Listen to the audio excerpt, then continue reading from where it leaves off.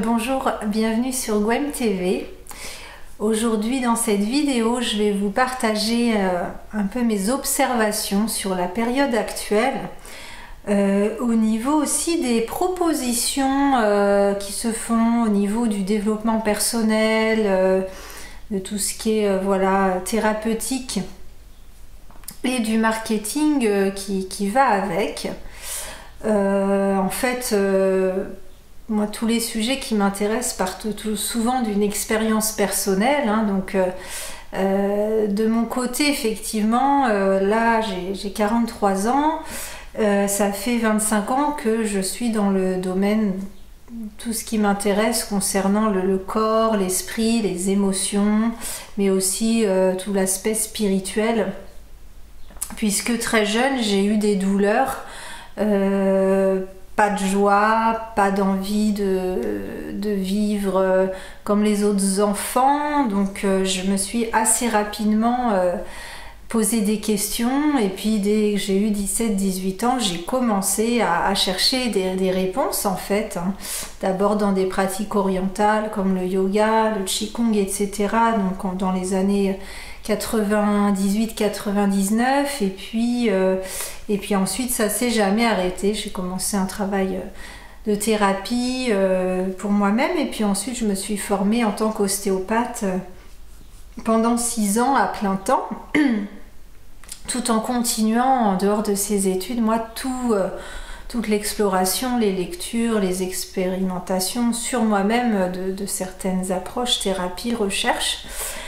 Et voilà, du coup je pratique l'ostéopathie depuis 2007 en cabinet, et aujourd'hui j'avais envie, depuis environ un an, l'envie de transmettre maintenant davantage l'ensemble, enfin la quintessence de ce qui, moi, sur mon parcours, m'a permis de surmonter certains défis, de me libérer de poids, de me libérer de douleur, et puis finalement au-delà de ça, trouver à m'épanouir plus que je ne l'aurais rêvé, et finalement avec cette impression de vivre aujourd'hui à 40 ans et plus, la joie, l'enthousiasme, la vie,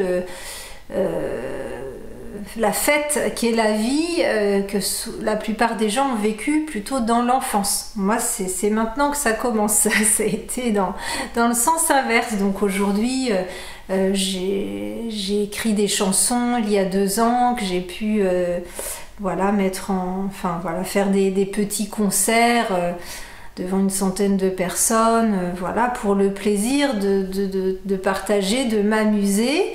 De ce fait, j'ai créé j'avais dans l'idée d'en faire un CD, donc je suis en train d'enregistrer mes chansons, et c'est vrai que je me disais, oui, quand globalement tout va bien dans sa vie, c'est super de pouvoir, au-delà de ça, aller oser s'amuser, oser faire ce qui peut-être on rêve de faire, mais on se sent un peu encore timide, ou encore un peu dans la peur du jugement, etc., le manque de confiance.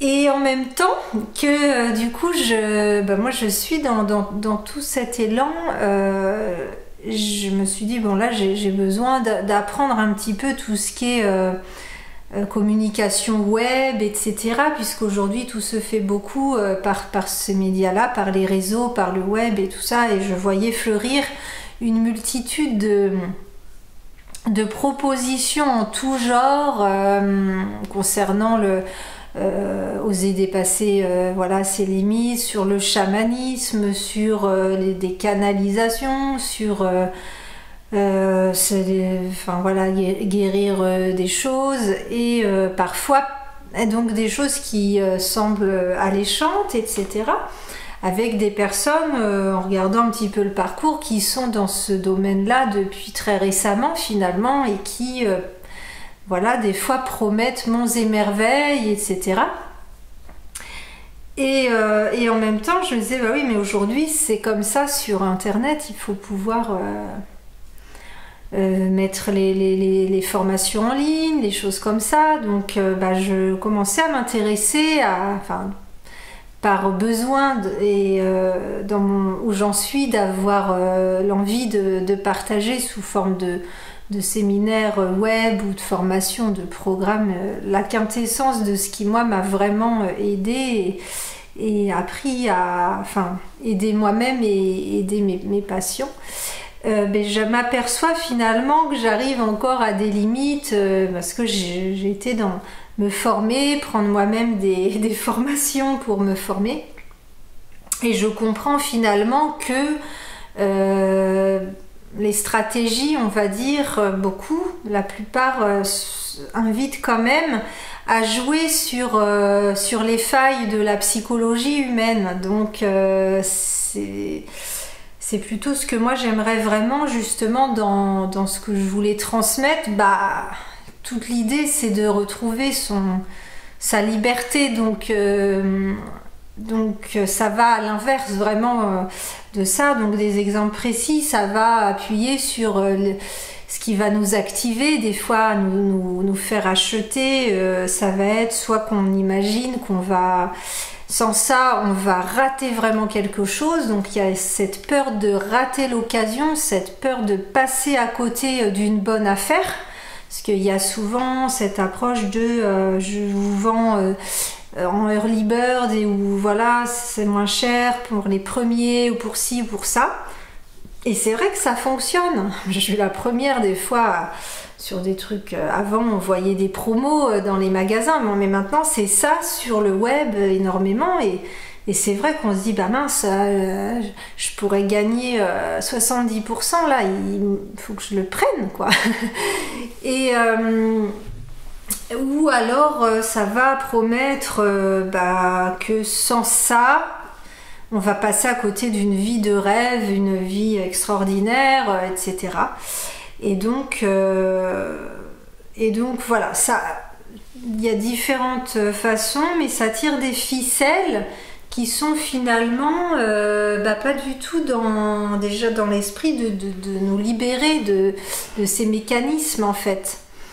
Et en même temps, c'est ce qui fonctionne. Donc moi, là, tout ça me perturbe un peu et me pose question et me fait réfléchir, puisque oui, moi aussi, j'ai envie de transmettre comme beaucoup de ces personnes. Et aujourd'hui, au bout de 25 ans, je sens que c'est le moment, parce que j'ai un petit peu fait le tour, et puis j'ai intégré, j'ai laissé le temps de mûrir, d'intégrer, de tout ça. Et aujourd'hui, ce qui m'anime le plus que au cas par cas, en séance individuelle, travailler en ostéopathie et plus largement, c'est voilà, de transmettre. Et de ce fait, voilà, je suis confrontée sachant que je ne suis pas du tout issue ni du marketing, ni du web, ni de la vente, ni de rien du tout. Donc je suis vraiment à l'opposé de ça, donc je vais vers ça pour comprendre comment ça fonctionne, et je vois que ça fonctionne en grande partie comme ça quand même dans tout ce qui est de la vente éthique, bienveillante, tout ça, il y a quand même ces leviers là. Et il y a quand même quelque part, alors peut-être que dans tous les cas la vente c'est comme ça, hein, peut-être qu'on ne peut pas, c'est obligatoirement avec ce genre de mécanisme là, mais en tout cas aujourd'hui c'est beaucoup ce qui se fait, et en fait je me sentais pas à l'aise avec ça, donc j'ai observé d'autant plus ce qui se faisait beaucoup en ce moment, et effectivement puis je regarde les gens qui proposent des choses, et je vois du coup je vois le mécanisme qu'ils utilisent pour progressivement nous amener à être convaincus que sans ça, soit on va louper quelque chose, soit notre vie pourrait être sauvée. Enfin voilà, c'est quelque part finalement à nouveau du compétitif, finalement à nouveau être persuasif en étant quand même dans à jouer sur des ficelles de la psychologie humaine qui est bien connue et qui est camouflée un peu. Avant, on savait qu'il y avait, je sais pas, les abus de faiblesse chez les personnes âgées pour des gens qui venaient vendre du vin ou je ne sais quoi, enfin des tapis. Mais aujourd'hui, voilà, c'est ça, mais dans le monde du développement personnel, etc. Et ça fonctionne bien, on dirait. Il y a beaucoup, je pense que ça a une limite quand même, puisque les gens commencent à avoir été à acheter et commencent à en revenir un petit peu de ça. Et moi, la question que je me pose, c'est quoi la phase d'après? Parce que c'est très intéressant Enfin, les gens aujourd'hui s'intéressent à ça. Il y a une demande pour ça. Maintenant, la façon dont l'offre est proposée, elle est ce qu'elle est. Mais voilà, c'est après ça, comment ça se passe. Et moi, en tout cas, dans le monde que j'imagine, ça se passe pas comme ça. Ça se passe pas soit en culpabilisant, soit en appuyant sur ces boutons-là qui nous font réagir, la peur de perdre, enfin de pas gagner de l'argent quelque part en profitant pas de la promotion, du early bird, tout ça, la peur de passer à côté du truc miracle qui va nous sauver, ou la peur enfin finalement c'est quand même souvent soit la peur, soit le rêve idéalisé qui est stimulé, se dire avec ça je vais voilà, la baguette magique. Avec ce petit programme de coaching, la baguette magique, je vais régler, enfin voilà, ma vie sera un conte de fées. Donc oui, il y a des miracles, oui, il y a plein de choses très intéressantes, mais c'est quand même très très réducteur de présenter ça comme ça, et en même temps c'est ce qui marche aujourd'hui. Donc moi j'aime bien observer et démêler les choses. Donc je vois tout ça. C'est mêlé aussi à beaucoup de courants qui étaient plus ou moins appréciés. Aujourd'hui tout le monde, enfin voilà, beaucoup de gens de la population s'intéressent à des notions, des thèmes, des courants spirituels, alors qu'avant c'était une minorité. Et donc pareil, à la base c'est très bien, tout ça c'est très intéressant, mais aujourd'hui c'est aussi un petit peu présenté de façon légère, et puis aussi culpabilisante, je trouve. Par exemple, si vous n'êtes pas heureux, pas bien, vous avez telle maladie, c'est de votre faute. Alors oui, c'est important de prendre le contexte, de prendre nos émotions en compte, mais c'est pas si simple non plus, quoi. C'est des raccourcis en fait qui finalement, toutes ces approches, qu'elles soient les approches marketing ou les propositions et les contenus culpabilisants sont dans tous les cas au final assez violents, je trouve, pour la personne. C'est pas alors que c'est sous couvert de bienveillance, d'unité, d'amour universel, de plein de choses comme ça, alors finalement ça, pour moi, ça peut faire culpabiliser, ça peut faire se remettre en question sans cesse, et c'est encore une forme d'aliénation finalement différente que celle qu'on avait au travail ou avec le patron ou avec... Il me semble que c'est une autre façon de jouer sur les émotions, sur la culpabilité, et qui au final n'est pas très profitable réellement. C'est une fuite, finalement, une fuite spirituelle dans des concepts un petit peu extirpés de leur contexte, et qu'on va nous plaquer comme ça alors que j'imagine à la base c'est pas voulu pour faire comme ça finalement culpabiliser ou réduire les personnes à ce genre de choses. Donc avec toutes les dérives claires par contre et les abus plus évidents qu'il y a aussi dans ces courants, où carrément il y a de l'abus physique ou psychique, donc ça existait déjà avant aussi dans tous les domaines, le chamanisme, la spiritualité, etc. Il y a 10-20 ans, il y avait quelques affaires comme ça dont on entendait parler. Mais aujourd'hui, vu que ça s'est beaucoup popularisé et qu'il y a plein de propositions, eh ben, il y a pour moi tout autant et beaucoup de dérives et d'abus. Et tous ceux, je pense, qui sont allés quelques années vers ces choses-là, au bout d'un moment, voient des choses, malheureusement. Donc,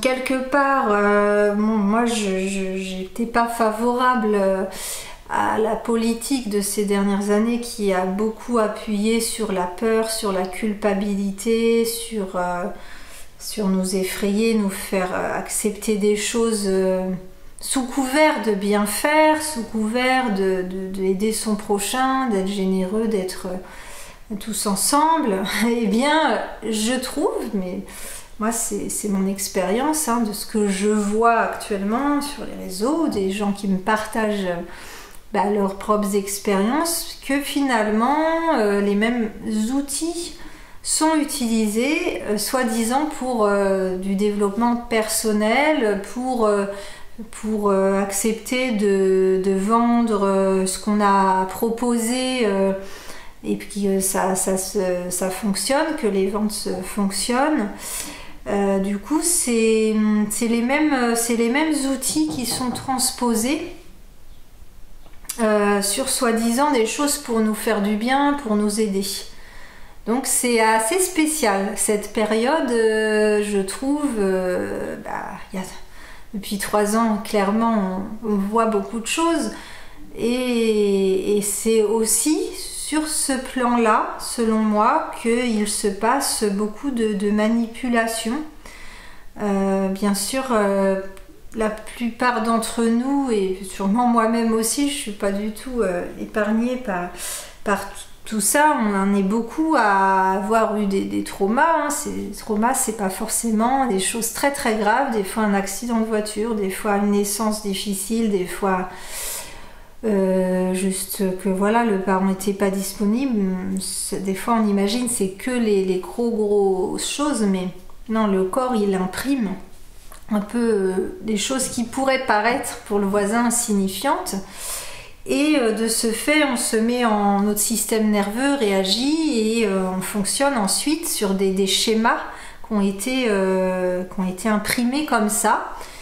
Et c'est ainsi qu'on va pouvoir être plus manipulable, ne pas savoir vraiment écouter ce qui est bon pour nous, ne pas savoir poser les limites qui sont bonnes pour nous. Avoir peur de ne pas suivre ce que tout le monde dit, voilà, ce que la majorité fait et suit. Et donc c'est tout ça qui est en ce moment très présent et qui pourrait, les personnes comme moi qui sont dans le soin depuis longtemps mais très ouverts à tout ça pour ma part, je suis très ouverte à découvrir et trouver très intéressant tous ces domaines de la spiritualité, des apports des autres cultures, et